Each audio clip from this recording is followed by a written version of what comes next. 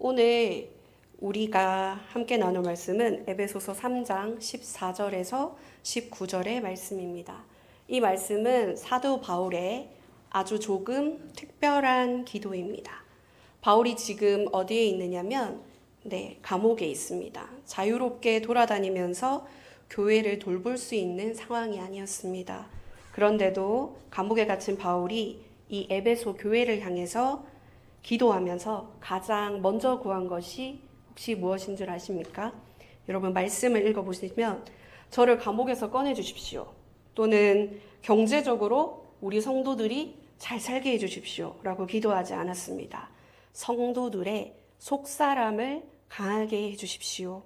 그들의 마음에 그리스도께서 거하여 주십시오. 그리고 그 사랑의 넓이와 깊이와 높이와 모든 것들을 깨닫게 해주십시오. 하나님의 모든 충만하심으로 그들 가운데 거하여 주십시오. 라고 기도했습니다.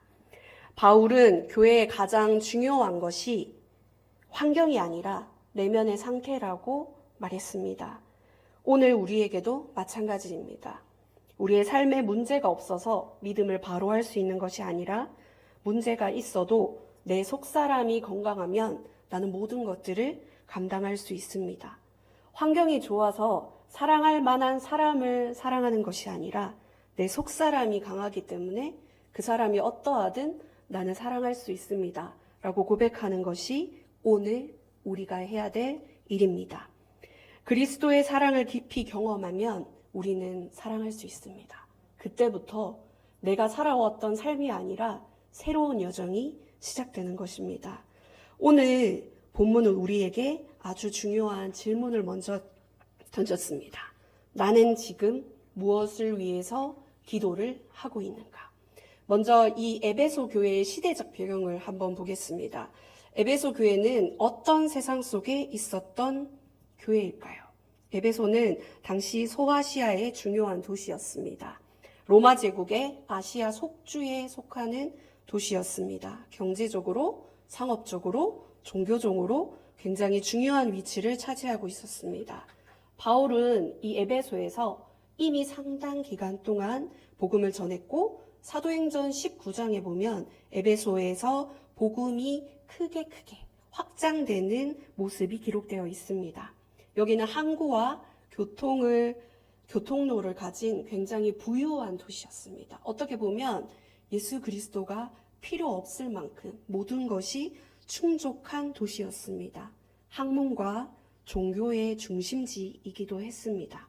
그런데 여기에는 아르테미스 신전이라는 신전이 하나 있었습니다. 에베소 사람들의 종교적이거나 사회적인 정체성에는 이 아르테미스 신전을 숭배하는 것이 깊이 연결되어 있었습니다. 그러므로 에베소 교회의 사람들이 예수를 믿는다는 것은 내가 믿어왔던 아르테미스 신전을 바로 뒤돌아서는 종교를 그냥 하나 추가하는 행동이 아니라 완전히 삶을 바꿔야 하는 일이었습니다. 삶의 중심을 바꾸는 것이 여러분 가능할까요?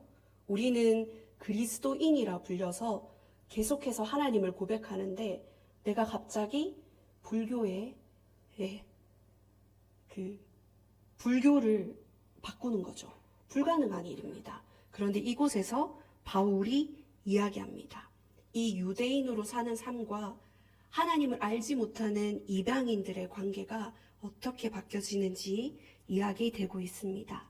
에베소서 2장에서 바울은 유대인과 이방인이 원래 서로 멀리 떨어져 있는 사이이지만 그리스도께서 십자가에서 죽으심으로 이 막힌 담을 허시고 둘을 하나로 연결시킨다는 사실을 우리 에베소서 2장에서 말했습니다. 그리고 우리가 읽지 않았지만 3장 2절에 보면 3절이네요. 곧 계시로 내게 비밀을 알게 하신 것은 내가 먼저 간단히 기록한 것 같으니. 사도 바울은 이 삶의 중심을 바꾸는 것을 아주 중요한 비밀이라고 말했습니다. 여러분 이 비밀이 무엇인지 아시겠습니까? 이방인도 유대인에게만 복음이 있는 것이 아니라 이방인 안에도 복음 안에서 함께 상속자가 되고 함께 지체가 되고 함께 약속에 참여하는 자가 될 수 있다는 이 가능성을 가지고 교회의 본질에 대해서 바울이 이야기했습니다.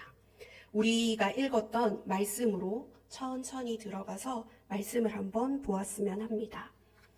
먼저 14절에 내가 무릎을 꿇고 라고 기도하고 있습니다. 네, 15절이네요. 이름을 주신 아버지 앞에 무릎을 꿇고 비노니 라고 이야기합니다. 바울이 이야기했던 이때 당시에 사람들이 기도했던 방식은 서서, 그 자리에 서서 기도하는 자세였습니다. 그러나 이때에 바울이 이야기하기로는 나는 유대인들의 풍습에 따라서 그냥 가만히 서서 기도하는 것이 아니라 내 스스로를 낮추어서 무릎을 꿇어서 겸손과 복종과 간절함을 담아서 나는 기도합니다. 바울이 교회를 바꾸기 위해서 가장 먼저 한 것은 무엇이었을까요? 사람들은 어떤 의식의 변화를 위해서 먼저 회의를 합니다. 또는 아주 유능한 사람을 찾아가기도 합니다. 그리고 자기들이 가지고 있는 모든 방법을 동원하여서 책임자를 찾고 그리고 서로를 탓하기도 합니다. 그러나 바울은 먼저 이야기했습니다. 내가 무릎을 꿇고. 왜 그렇습니까? 교회는 사람의 능력으로 채워지는 것이 아니라 하나님의 능력으로 세워지기 때문입니다. 사랑하는 성도 여러분, 가정의 문제도 있고 자녀의 문제도 있고 그리고 교회에도 문제가 있습니다. 내가 보는 우리 교회에도 문제가 있을 수 있습니다. 그리고 내 마음도 문제 때문에 괴로워서 견딜 수 없을 만큼 힘들 수도 있습니다. 그러나 이때에 우리는 바울을 보아야 합니다. 바울은 감옥에 갇혔지만 기도의 자리에 있어서는 갇힌 자가 아니라 자유인이었습니다. 환경은 바울을 묶었지만 그의 기도는 묶지를 못했습니다. 하나님, 우리 교회를 강하게 해주십시오. 정말 강해지는 순간은 사람이 많아지고 사람이 넘쳐나는 순간이 아니라 예산이 많아지는 순간이 아니라 건물이 커지는 순간이 아니라 성도들이 하나님 앞에 무릎을 꿇는 순간입니다. 저는 이 말씀을 우리에게 적용하기를 소원합니다. 하늘과 땅에 있는 각 족속에게 이름을 주신 아버지 앞에 우리 그 15절을 주목해서 보겠습니다. 여기에서 15절 말씀에 각 족속에게 라고 하나님 말씀했습니다. 각 족속이라는 이 단어는 헬라어로 파트리아라는 단어입니다. 가족, 가문, 집단, 공동체를 가리킬 수 있습니다. 그리고 이 아버지에 해당하는 헬라어는 파테르입니다.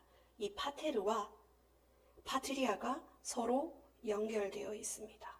하나님이라는 말과 그리고 가족이라는 말이 하나님이 모든 공동체의 근원이 되신다는 분이심을 강조하고 있습니다.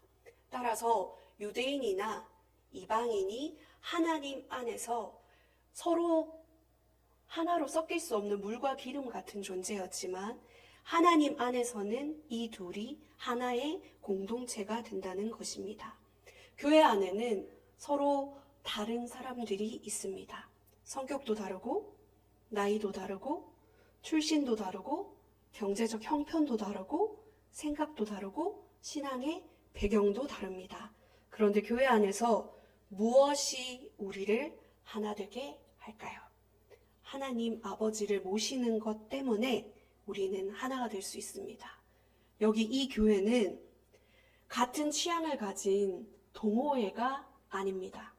그리고 성격이 비슷한 사람들이 모이는 친목단체도 아닙니다. 교회는 서로 다른 사람들이 한 아버지 하나님 안에서 한 가족이 된 공동체입니다.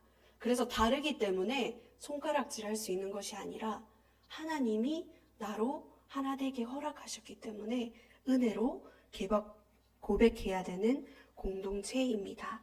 우리는 그리스도 안에서 하나입니다. 바울이 이 에베소 교회를 향해서 기도했던 첫 번째는 16절에 이렇게 기록되어 있습니다. 그 영광의 풍성함을 따라 그의 성령으로 말미암아 너희 속사람을 능력으로 강건하게 하시오며. 바울이 첫 번째로 구했던 것은 속사람의 강건함입니다. 이 말 그대로 하면 내 안에 있는 사람, 무엇을 말할까요? 심령입니다. 바울은 성도의 진짜 강함이 어디에서 오냐 하면 겉이 아니라 속에 있다고 고백했습니다. 몸이 건강할 수도 있습니다. 경제적으로 안정될 수도 있습니다. 사회적으로 성공할 수도 있습니다. 그런데 우리 속사람이 무너지면 어떻게 될까요? 반대로 겉으로는 어려워도 내 속사람이 건강하면 나는 모든 것을 감당할 수 있습니다.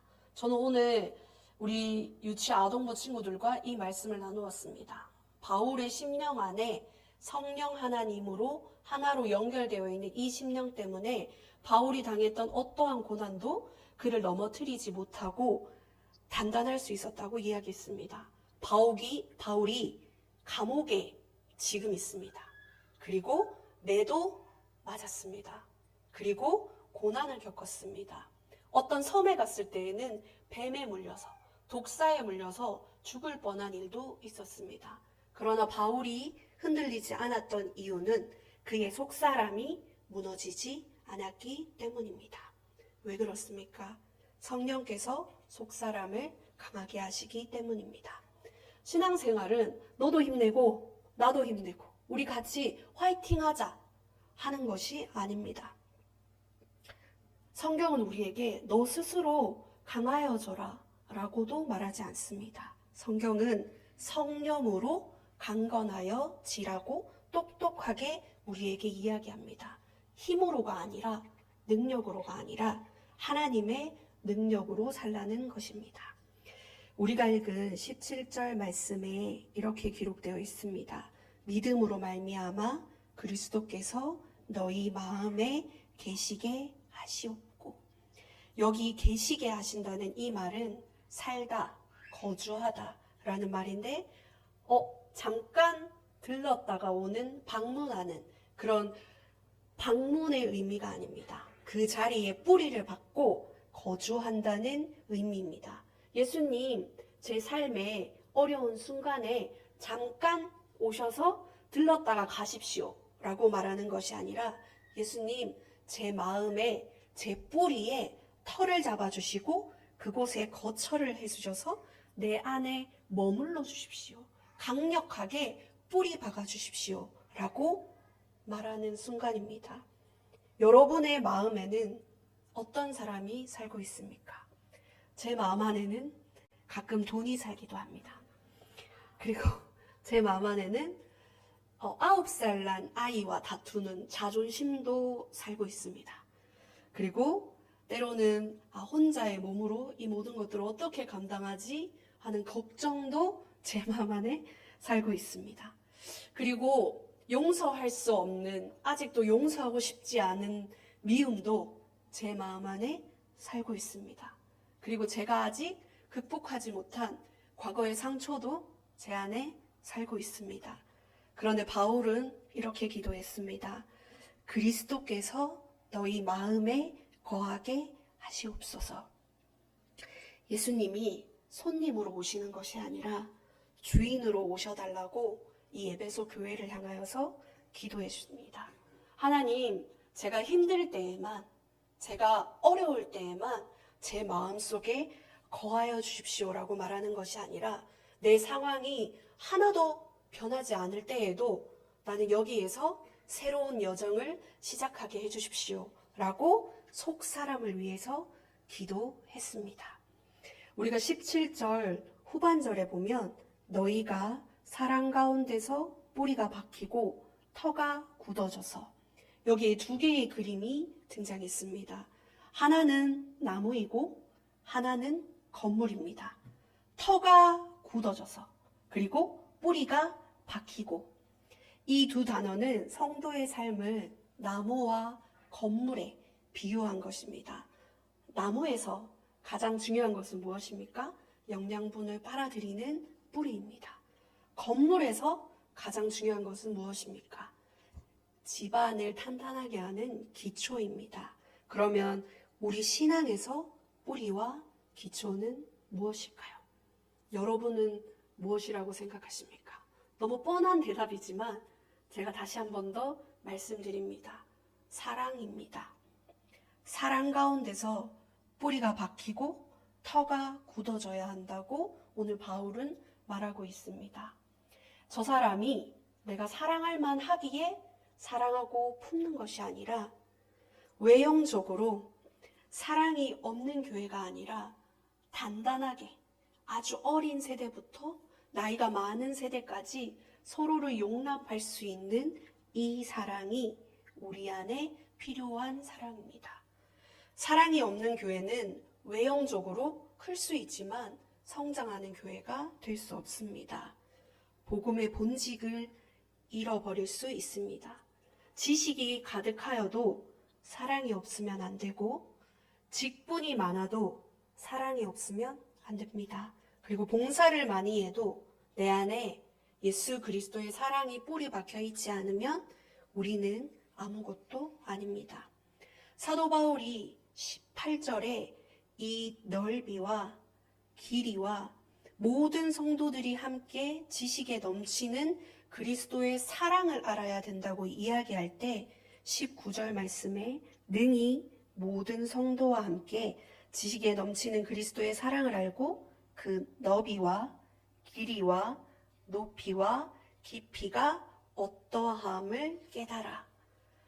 4가지 방향에 대해서 이야기했습니다. 그리스도의 사랑은 인간의 측량을 넘어섭니다. 우리가 넓이를 재어도 그리스도의 사랑에는 끝이 없습니다.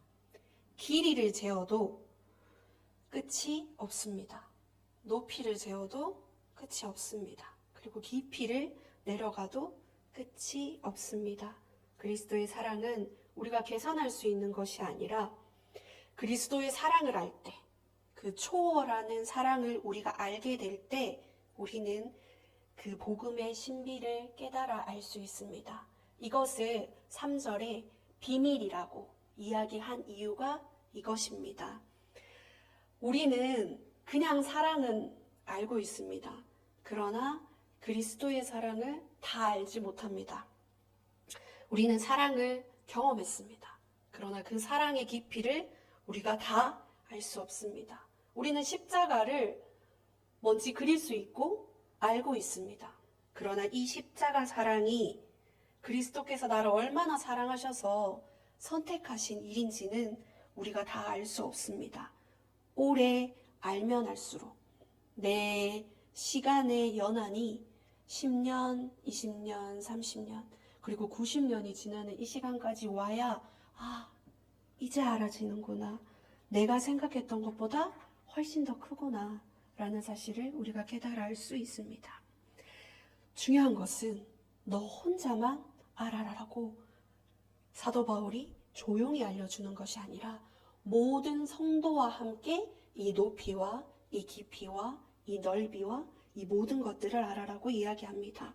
혼자 기도해서 그리스도의 사랑 가운데까지 거하라 라고 말하지 않고 공동체 안에서 이 대구 수성교회 안에서 나와 전혀 다른 사람을 볼 때, 나를 힘들게 하는 사람을 내가 용서할 때, 내가 먼저 그에게 손을 내밀고 그의 사랑을 덮어줄 때, 나에게 상처 준 사람을 그냥 상처 준 사람으로 치부하지 않고 내게 사랑을 가르쳐 준 자로 받아들일 때 우리는 이 교회에서 그리스도의 사랑을 배울 수 있습니다.